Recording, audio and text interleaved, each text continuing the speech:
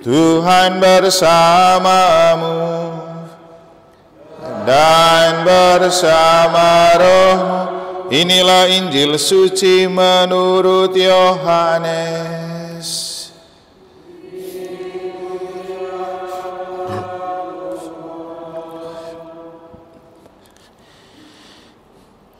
Pada hari raya orang Yahudi, Yesus berangkat ke Yerusalem. Di Yerusalem dekat pintu gerbang domba ada sebuah kolam yang dalam bahasa Ibrani disebut Betesda. Serambinya ada 5, dan di serambi-serambi itu berbaring sejumlah besar orang sakit. Ada di situ seorang yang sudah 38 tahun lamanya sakit. Ketika Yesus melihat orang itu terbaring di sana, dan karena ia tahu bahwa ia telah lama dalam keadaan itu, berkatalah ia kepadanya, "Maukah engkau sembuh?" Jawab orang sakit itu kepadanya, "Tuhan, tidak ada orang yang menurunkan aku ke dalam kolam itu apabila airnya mulai goncang. Dan sementara aku sendiri menuju kolam itu, orang lain sudah turun mendahului aku." Kata Yesus kepadanya, "Bangunlah, angkatlah tilammu dan berjalanlah." Dan pada saat itu juga sembuhlah orang itu, lalu ia mengangkat tilamnya dan berjalan. Tetapi hari itu hari Sabat. Karena itu orang-orang Yahudi berkata kepada orang-orang yang baru sembuh itu, "Hari ini hari Sabat, dan tidak boleh engkau memikul tilammu." Akan tetapi ia menjawab mereka, "Orang yang telah menyembuhkan aku, dia yang mengatakan kepadamu, angkatlah tilammu dan berjalanlah." Mereka bertanya kepadanya, "Siapakah orang itu yang berkata kepadamu, angkatlah tilammu dan berjalanlah?" Tetapi orang yang baru sembuh itu tidak tahu siapa orang itu, sebab Yesus telah menghilang ke tengah-tengah orang banyak di tempat itu. Kemudian ketika bertemu dengan dia di dalam bait Allah, Yesus lalu berkata kepadanya, "Engkau telah sembuh, jangan berbuat dosa lagi, supaya padamu jangan terjadi yang lebih buruk." Orang itu keluar lalu menceritakan kepada orang-orang Yahudi bahwa Yesuslah yang telah menyembuhkan dia. Dan karena itu orang-orang Yahudi berusaha menganiaya Yesus, karena ia melakukan hal-hal itu pada hari Sabat.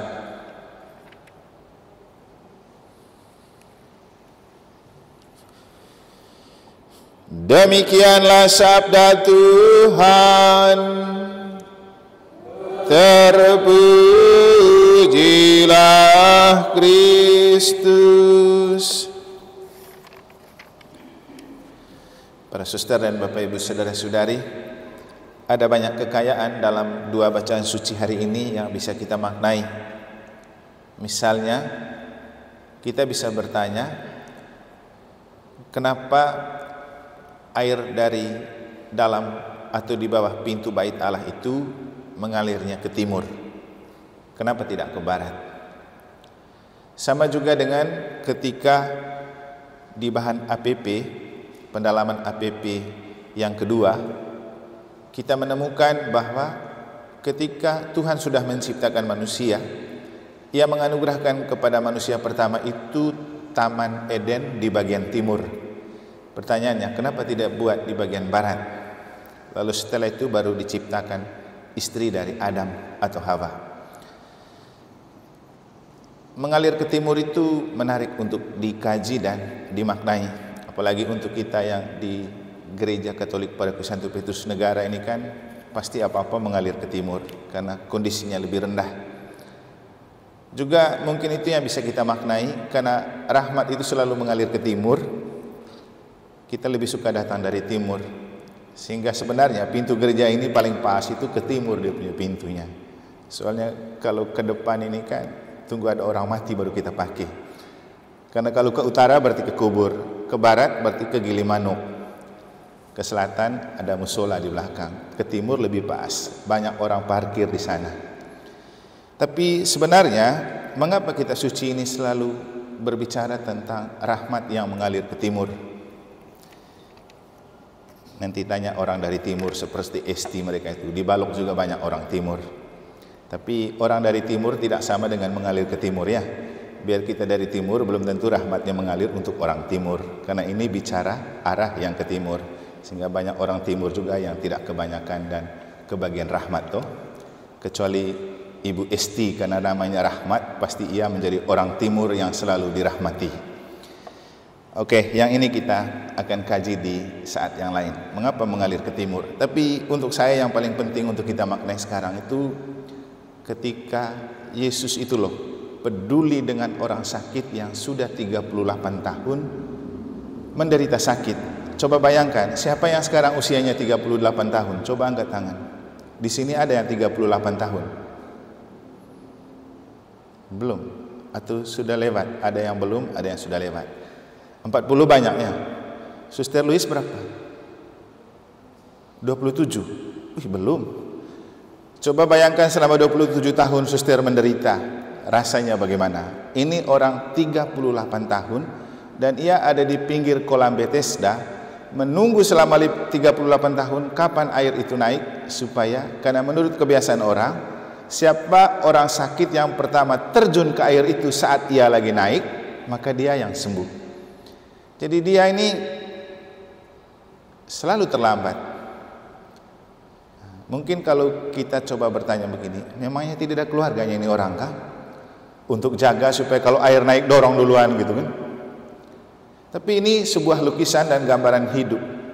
Bapak Ibu, kita itu kalau sakit jadi manusia tidak laku. Orang akan sibuk dengan pekerjaannya. Jadi ya berbahagialah yang kerja di rumah sakit karena selalu mendampingi orang sakit. Tapi namanya manusia yang mengejar pendapatan, orang sakit itu tidak penting. Mau seperti apa kau di rumah, saya hanya terus bekerja. Memang juga seperti buah si malakama, kalau tidak kerja juga bagaimana rawat ini orang sakit. Tentu semua penting dan baik. Tapi yang kita bisa maknai begini, pasti kita semua akan sakit dan kita pasti semua punya keluarga yang sakit. Ternyata seperti yang sering saya katakan, yang paling setia dan peduli dengan orang sakit dan ketika kita sakit adalah Tuhan. Tentu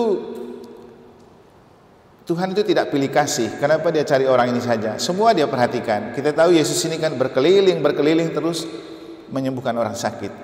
Nah, bisa saja dia sampai di situ, dia menemukan banyak orang sakit juga. Tapi di antara mereka yang menunggu, yang memprihatinkan yang 38 tahun ini kan kasihan, tidak ada yang menemani. Dan coba bayangkan kalau kita yang ada di posisi itu tiba-tiba ada yang tanya, "Kau mau sembuh?" Jadi coba bayangkan ketika kita kondisi seperti itu, tiba-tiba ada yang tanya, "Kau mau sembuh?" Siapa tidak mau sembuh? Tapi menariknya dia tidak langsung menjawab, "Iya, saya mau sembuh." Dia menyampaikan alasan, "Saya sudah lama berjuang, tapi tidak ada orang yang menurunkan aku di kolam." Dan dia menyapa itu Tuhan.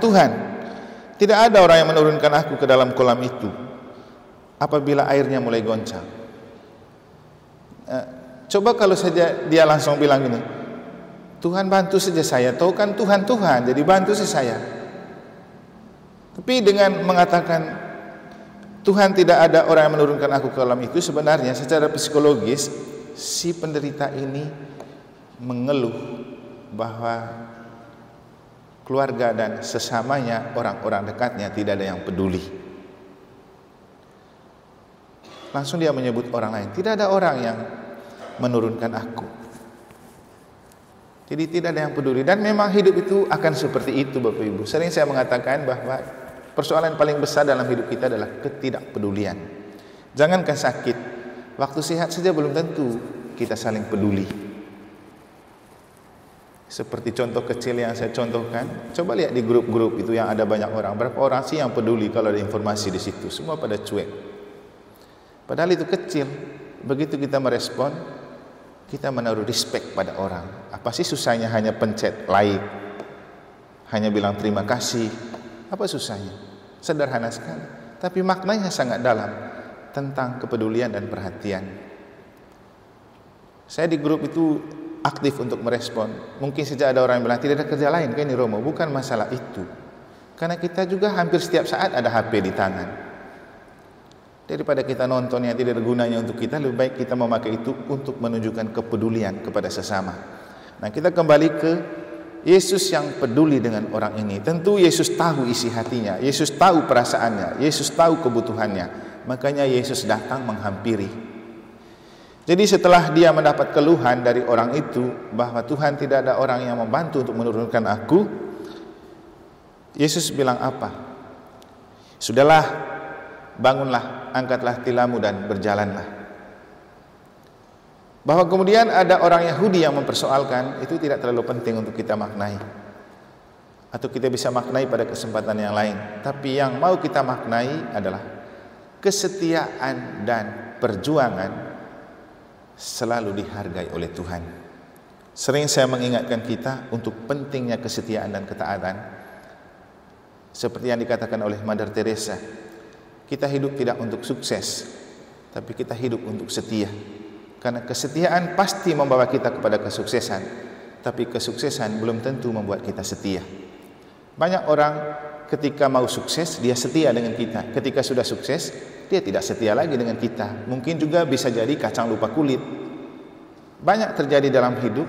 Ketika mau menggapai sesuatu, orang sangat dekat dengan kita, orang selalu peduli dengan kita, orang selalu datang kepada kita. Begitu dia sudah sukses, tak ikau gitu.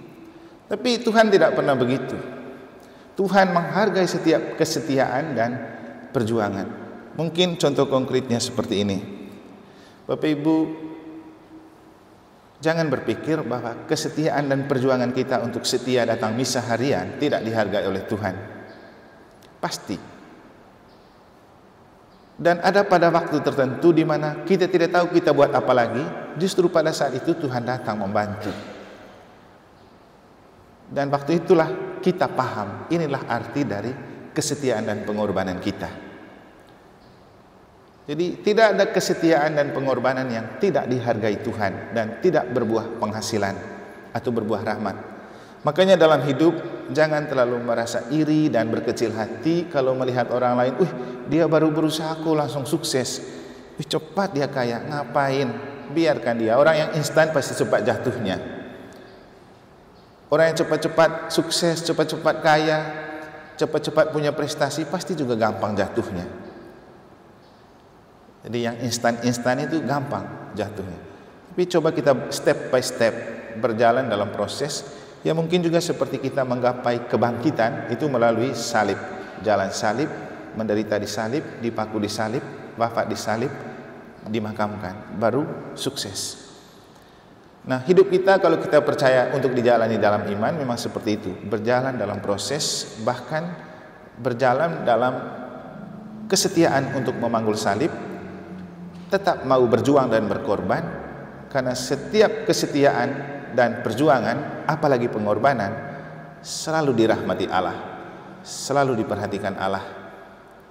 Mungkin ada yang masih ingat ketika rapat DPP, saya mengatakan bahwa kalau saya prinsipnya kerja, layani, tidak peduli entah dihargai atau tidak, diupahin atau tidak, pokoknya kerja saja. Kita bekerja dan melayani untuk setia. Kita bekerja dan melayani untuk Tuhan melihat, bukan untuk manusia melihat.